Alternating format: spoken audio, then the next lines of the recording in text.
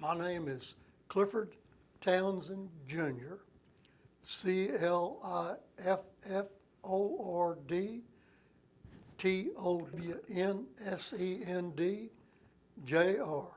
Junior. Jr. What is your birthday? August the 12th, 1930. So you born 1 year after the Great Depression. You're right. Where were you born? Lincoln, Nebraska. Lincoln, Lincoln, Nebraska. Nebraska. But I've lived in Victoria County since 1933. I was 3 years old when I came down here. My family is Victoria County residents. Tell me about your family, your parents and your siblings when you were growing up. Okay, I have no brothers and sisters. That's wonderful. You don't have to put up with that. You are the only child. Only child. My parents were separated before I was born. Oh, That's fine. That's their.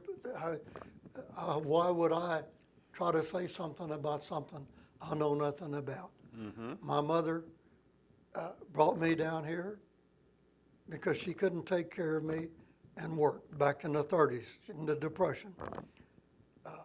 I came down here, I lived on a farm and worked on a farm until probably 1950. So you were living with your mom? No, my mother, I lived with my grandparents. Oh, my grandmother and my aunts and uncles. My mother stayed up there and worked, and I guess she sent money home and what have you, because those times were hard back then. You remember those Great Depression? I remember one thing. You read all the stories and what have you. We lived on a farm. Now, we were never hungry. We didn't have any money.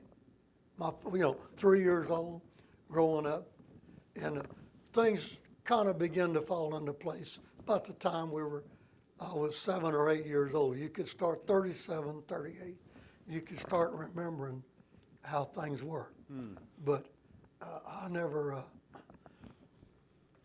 We didn't have any money. We worked every day, but we were never hungry. That's a good thing that you were in the farm, because in cities, urban area, the people really suffered, right? We had people come over there to work all day for a meal. So they work for you. Well, for my family, for my aunt, my grandmother owned the place, and she had 4 children staying out there, and we all worked. But they would come to the farm hungry and would work all day if you would feed them a decent meal. Colored high school in Victoria, and 1 Catholic school and 1 high school, and that was Patty Welder High School, just like PATTI. WHELDER. I think that's how you would spell it. You can see it. It's still in the book, sir. PATT. Patty. It was named after the Welder family, because they put the money up for the school. When did you graduate high school? I graduated in 1947. And then what did you do? Then I went to college for 1 year. What college? Victoria College. It was in the same buildings that the high school was. Well, that's all. If you drive, I don't know if you do any driving in Victoria. You know where the Patty Welder Junior High is? Okay. When you go down North Street, yeah, it's okay. That was the high school, the gym, the college, the junior high. The whole work was right there. I'm sorry. You better stay there. Yeah, okay. And then I couldn't afford to go to school anymore. So I went working on a farm for a while, and then I went to work as a rough carpenter at Allo Field, tearing buildings down in 1951.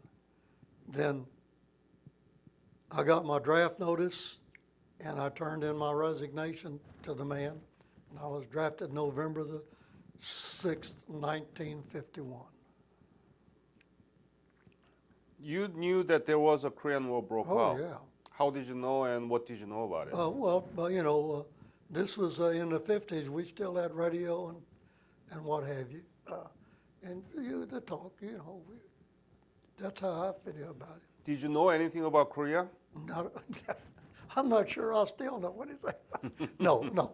All I knew is that it was a country. You know, and then after the war, you know, the problems that came up. I'm not sure the problems have been solved or not, but it's there. You know, that's not for me to say. And that's how, but I was working, and then I got my draft notice, and I said, well, at that time they were drafting for 2 years. I said, well, let's say this. When I went to Corpus, that's where I was inducted in Corpus. We went from Victoria by bus, and then we were inducted into the service in Corpus.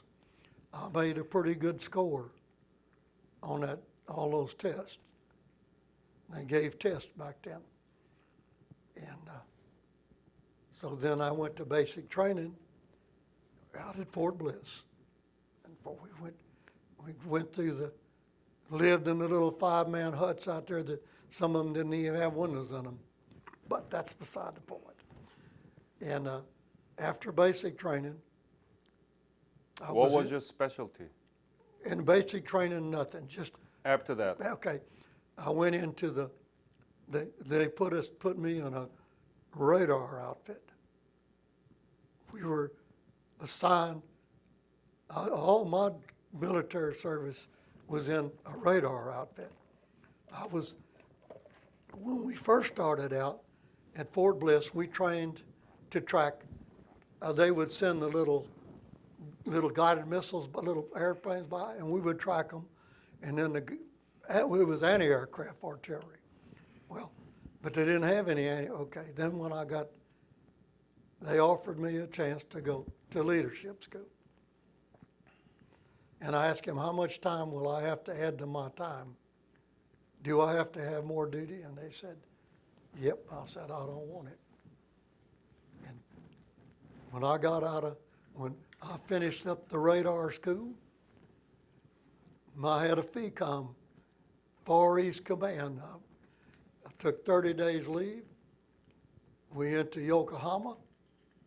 When did you leave?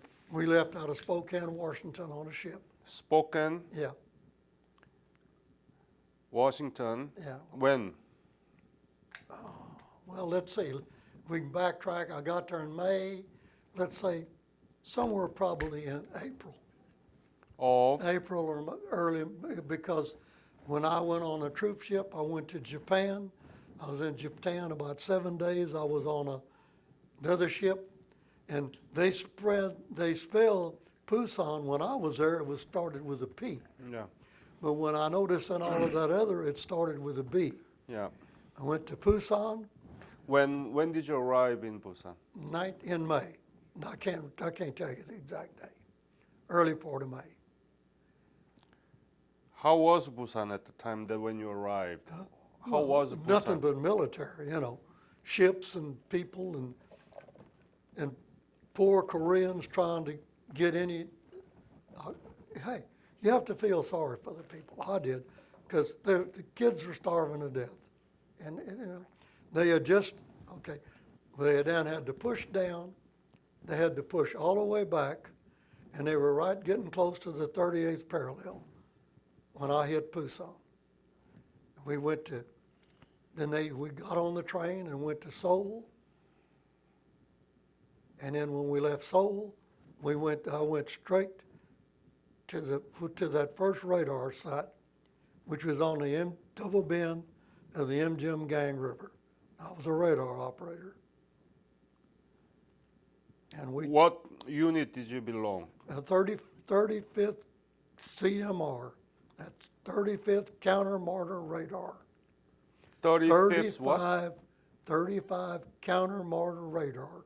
Counter Motor radar. Radar. Attached to the 39th Field Artillery Battalion. 39. Yeah, Field Field- Artillery Battalion of the 3rd Infantry Division. And then that all was part of the 8th Army. But we were attached, this was an actual unit. The 35th CMR was an actual Army designation military unit. So, what is the exact job description as a radar operator? What did you do? What Oh. kind of equipment? What, and what did did you we do? Yeah. Okay. This set was so old that had a serial number of 37. It was an old great Zenith early warning set for airplanes. They converted it to track mortar rounds. It had about a 22,000 yard range. And we would sector scan, and then we would pick up a blip. On the earlier one, you had to remember where the blip was so that you could tell on that radar scope where it was so you knew where it came from. And then they would turn it in to the fire control, and fire control would put a fire mission on it. And then you sit there and watch the shells go back to the same place. Now we sat on the first hill between us. If the Chinese were on that hill, we sat behind this one, because that set was as close to the front line as you could get it. And I spent 13 months right there. And then about 6 months after we were there, they got a new set. This was a Cadillac, mister. You sat there and you sector scanned, you picked it up, you put that range marker, put that dot back there. When that next round came, you flipped switch, it tracked it and took all the way in on paper. And when they put it back down, its accuracy was plus or minus a yard. Wow. Yeah, that gun, if that mortar was in that piece right there, and they said we couldn't do that, so we did one of our own one time. They said, you can't get that close. And after we did that, they shot everything but I don't want to sound like I'm better than most anybody else, but when I went through Fort Bliss, when that guy did the color, they always do this color thing, flip, and he flipped through them pages, and I was reading them, and then he said, well, one thing about it, you can't read this last page. He flipped it over, and I told him exactly what it was. He said, you can't read that. He said, well, I just did. He said, you're the only man that's come through here that's ever touched that. And when I was in Korea, it showed up, because I was one of the very few people could see that streak of a 122 rifle cannon versus I had a full colonel stand behind me one night, and I didn't know it was back there. And he said, and they were getting the hell knocked out of them. And I picked it up, and I flipped it on, and I didn't know he walked in there. And he said, what are you doing? I said, I picked that round up. You better not shoot again, because I'm going to be ready. And when he did, I flipped that automatic switch on. He said, I didn't see nothing. I didn't turn around. I've got a job to do. I wasn't worried. And he said, I said, you can't see it. I said, you can't see. Well, then I turned around, and he's got them chickens on his shoulder. I said, I'm sorry, but you can't see. He said, well, how come you can? I said, if you look at my records, I'm the only man that came through Fort Bliss up to that time that's got full color vision, so I can see it. Were there Chinese? Chinese. We were there when they had the big battle for White Horse Mountain. Mm-hmm. The first time, and I should say this, but I will. The first time the Chinese threw the rock division off of there like they were babies, run them back across it. 3 months later, when that rock division went back up there, they threw them Chinese off that hill. That was when I went back. There were so many shells in the air, we couldn't even run the radar set. We went back to a 105 howitzer outfit and uncrated 105 howitzer shells for 24 hours. There was so much brass laying in front of the guns, and we had to go out there and kick it out of the way so they could keep shooting. Now, it wasn't, the line had settled down, but until they really had the armistice, it was. Let me put it this way: the poor bastards that went to the Yellow River had hell. And we didn't have it. We just had the opportunity to get it, that's all. Tell me about the life there in Imjin River. Where did you sleep? What did you eat? Okay. In Korea, during the summer, when we were there, you could not sleep in bunkers because of the hemorrhagic fever. It was whatever. We slept in big tents. We had a big tent put up. Everybody was in tents. But right next to that bunk was a Sfoxo, and we lived in them in the summer. And in the wintertime, we built bunkers, and we lived in the bunkers. Mm-hmm. What did you eat? Most of the time, when the river was flooded, we ate sea rations because there was no food. Then when we got to Chorwan, the city of Chorwan, then we were able to go by shifts back to a field mess hall, and we would go back there and eat when nothing was going on. And when we were in the Iron Triangle, when we would go back and eat, and we would go right away in the morning, and since we were shift, we'd 7 guys would go first, and then 8 guys would go the next time, and we would do the what do you call it?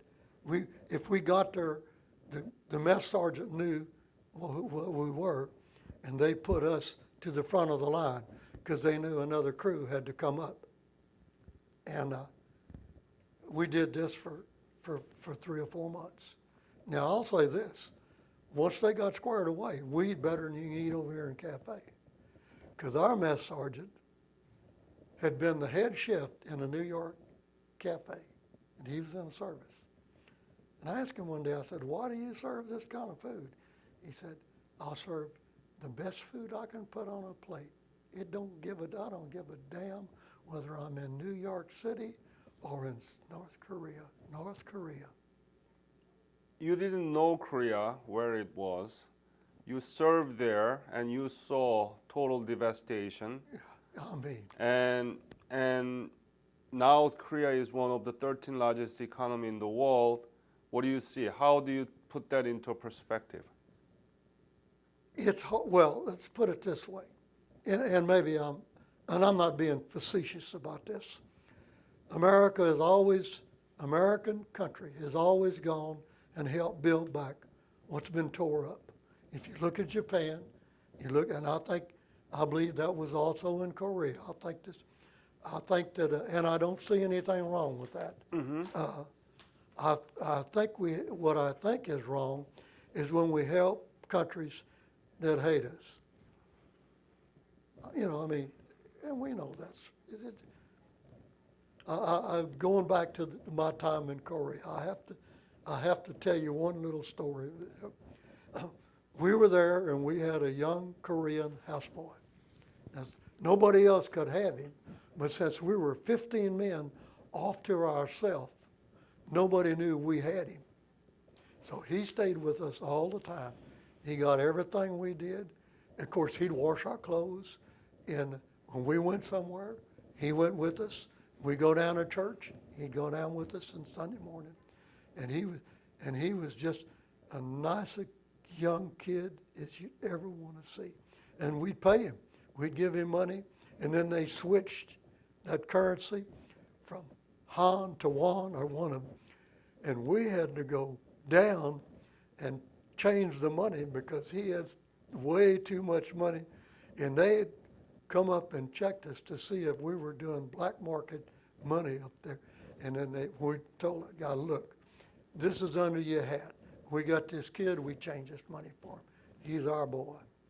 But he always had a statement. We'd always say, well, how do you feel about that over there? He said, well, this is 6 months in a hospital, and this one is having no. I loved him. I'd have brought him home if I'd have been an older man and could have. What was his name? Kim Hog Won. And a hawk or hog, but his name was Ken Hawk Won or something like that. Hey, 21-year-old boy don't give 21-year-old? I was. You don't care what you're doing when you're 21 years old. You attend the church? Yeah, we'd go down and we'd go back. Yeah, it was sitting on the ground on your helmet with a rifle over you. Now, and we'd go back. Sometime it'd be a Catholic priest. Sometime it'd be a rabbi. Sometime it'd be a pastor. I'll tell you what, you don't have many atheists over there.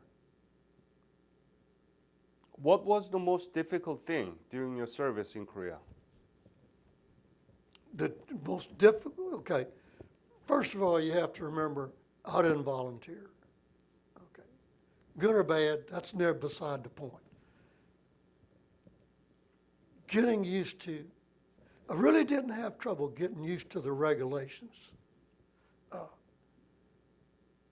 The stupid things. Have everybody outside, bag and baggage, ready to go, and sit there for 18 hours. Now that, to me, in the sun, in the evening, to me, that is just showing that we can do what we want to.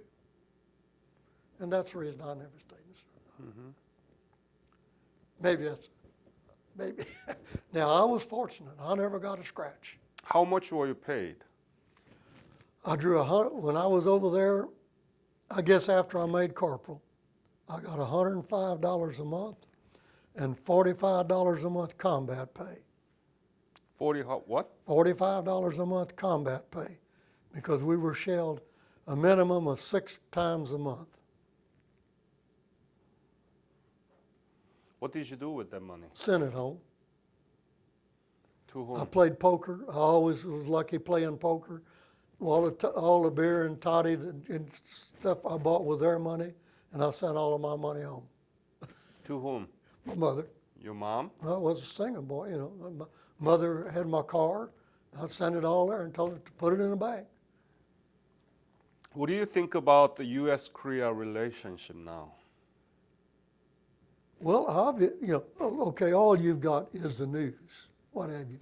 But basically, it looks to me that our relations are there is nothing wrong with the relations. I mean, you have problems over there for the fools.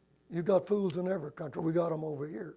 But as a general, I think the people over there realize what would have happened if we hadn't been over there. I might be wrong, but this is my feelings about it. I'll put it this way: if you had to give me a choice of going to Korea or going to Vietnam, I'll go to Korea any day. I wouldn't want to go part of a country that I knew we weren't going to try to do anything for. I'm sorry.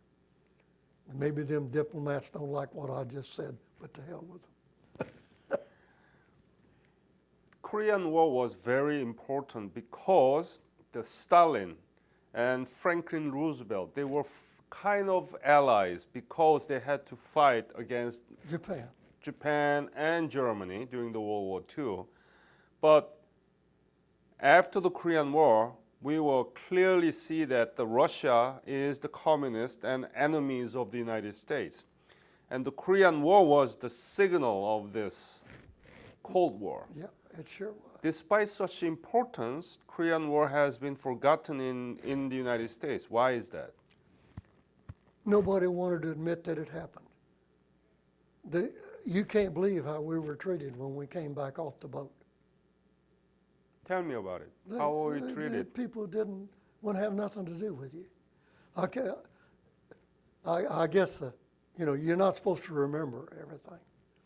I came off that gangplank in San Francisco, and there was a Red Cross down there with coffee, and an officer telling you to put $1 in there for that cup of coffee.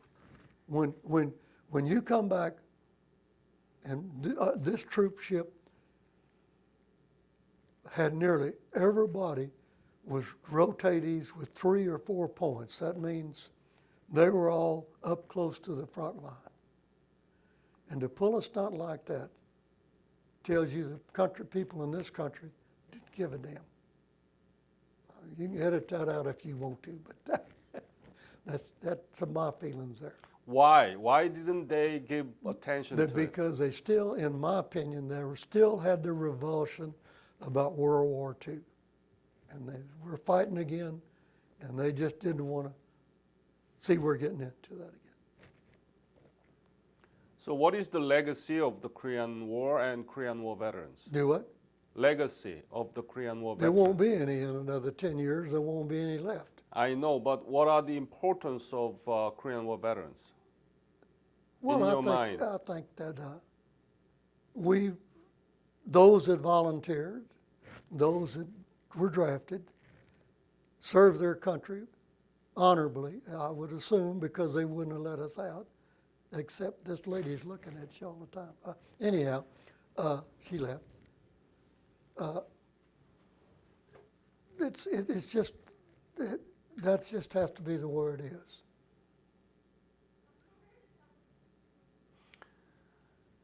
How did your service affect your life after you returned from Best Korea? thing that ever happened. How? I ain't afraid of you. I worked at the plant, What plant? Union Carbide. What does that do? Okay, most people will never disagree with a man above them. After my assignment of service, I have a respect for you. I have a respect for you and your job, but not all your opinions. The plant manager wrote a letter one time about, we had a man get killed, and he wrote a letter that you will not do this thing again. And when we had a meeting that night, I sat right across the table from him and told him, we can't go by your letter because you can't do that. You will kill all of us. And after a 45-minute discussion, the next day he changed that letter. So it doesn't hurt to express an opinion, but do it civilly.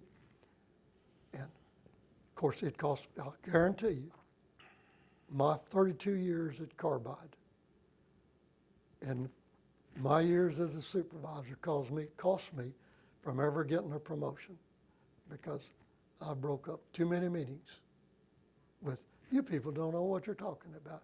And when it was over, it was over. The meeting was over. They go back to doing what they was doing. Of course, I'm the rabble-rouser.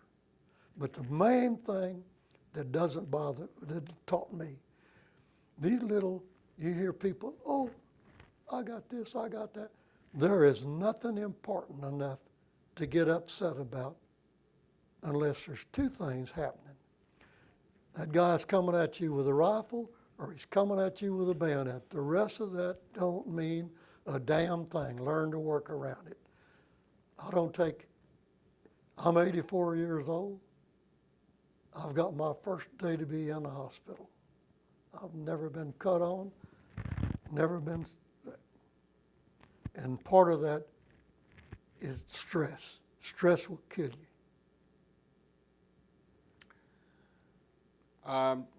As I told you, Korea is very strong now in economy and democracy. We were able to pull that out because you fought for us. You didn't volunteer, but you came and you fought for us, and so we want to thank you, and that's why we want to do it. Keep the record, okay, of your service and what happened to you 65 years ago, and how did that come out, you know? So I want to thank you, but do you have any other story that you want to share with me that I didn't ask you to? No, not really. We, there's a camaraderie when you work. Okay, there's a little difference of when you in a large outfit. We had 15 men, always together, by ourselves, nobody else around. So therefore, we knew one another, and we'd help one another, and you got to where they were all brothers. It wasn't, some places you don't have that because they're here today and gone tomorrow, except those that rotated out. We had this crew there until you rotated out. We had the same people. And we didn't have military regulations like you do down at the base camp. When we were there, our lieutenant was Harold Owens. He wasn't Lieutenant Owens, and he wasn't Sergeant O'Neill. They were O'Neill and Owens, first name outfit all the time. Whenever the big brass came, yes, sir, her Lieutenant Owens, and yes, sir, Sergeant, because we understood that they was making it easy for us, and we didn't want them to get in trouble. Beautiful. Thank you very much for your story. And I You're wanna not thank many going to get that many in 13 months. You. What is that? That's all the ribbons plus 2 Bronze Stars How did you get it? from the White Horse Mountain and in an Iron Triangle. What did you do? We were in that radar outfit right behind that hill, Yeah. and them shells is flying everywhere. So you supported that combat Oh, battle. yeah, I've got, my record shows 2 Bronze Stars and commendation from I've got a letter of commendation from when we left, but that's water under the bridge. You know what, I can take those 2 Bronze Stars over here to Ramsey's, and for $2 I can get me a cup of coffee.